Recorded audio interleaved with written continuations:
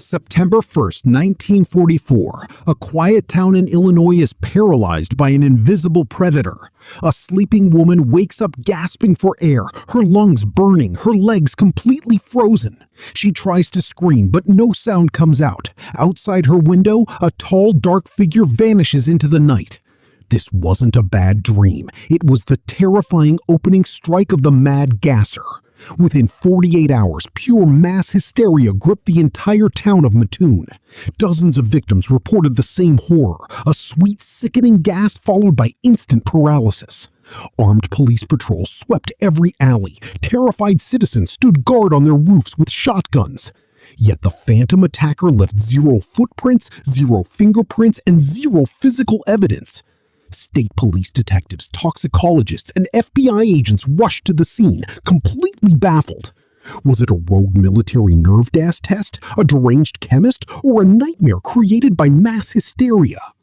The terror began on September 1st, 1944, at the home of Aline Kearney. She smelled a sweet, sickening odor drifting through her bedroom window, followed by burning agony. Within minutes, her legs were paralyzed. When her husband rushed home, he spotted something terrifying.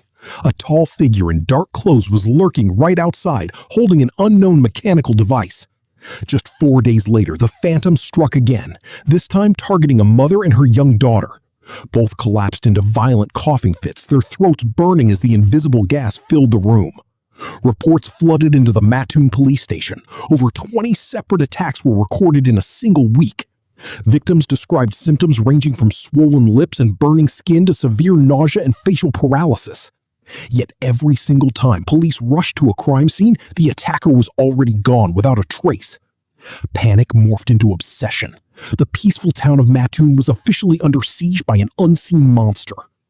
As panic peaked, the chief of police issued a public warning: lock every door and stay indoors. Armed vigilante groups formed on every corner, firing shotguns at suspicious shadows in the dark. State toxicologists swept the crime scenes with specialized gear, searching for trace airborne chemicals. Yet every air sample returned completely clean. No toxic residue, no gas traces, nothing.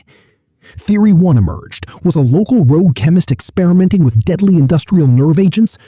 Police raided several local chemical supply shops, but every owner had an ironclad alibi. Theory 2 was far darker. Secret military testing of experimental non-lethal weapons during World War II. Mattoon was located near military facilities, leading many to believe a war experiment had spiraled out of control. Then came Theory 3 from top psychiatrists: mass hysteria triggered by wartime anxiety. Could fear alone cause physical burning, swollen faces, and total leg paralysis in dozens of people? Experts argued that media hype created a psychological feedback loop, turning ordinary smells into pure panic. A leaking gas pipe, a passing car's exhaust, or industrial fumes suddenly felt like a chemical attack. But doctors who examined the victims firsthand violently disagreed with the mass hysteria theory. Hysteria doesn't cause chemical burns on skin, swollen lips, or real physical vomiting.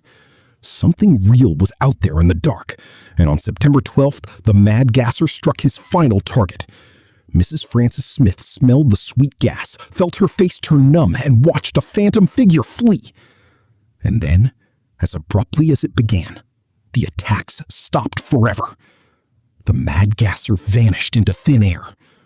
Over 24 victims, hundreds of witnesses, dozens of police officers, and 0 arrests. 80 years later, the Mad Gasser of Mattoon remains one of America's most unsettling cold cases. Was it mass panic, a military secret, or a real monster? What do you think crept through those windows? Drop your theories in the comments below. Was it mass hysteria or a real phantom? Hit the subscribe button and turn on notifications for more deep dives into history's dark cold cases.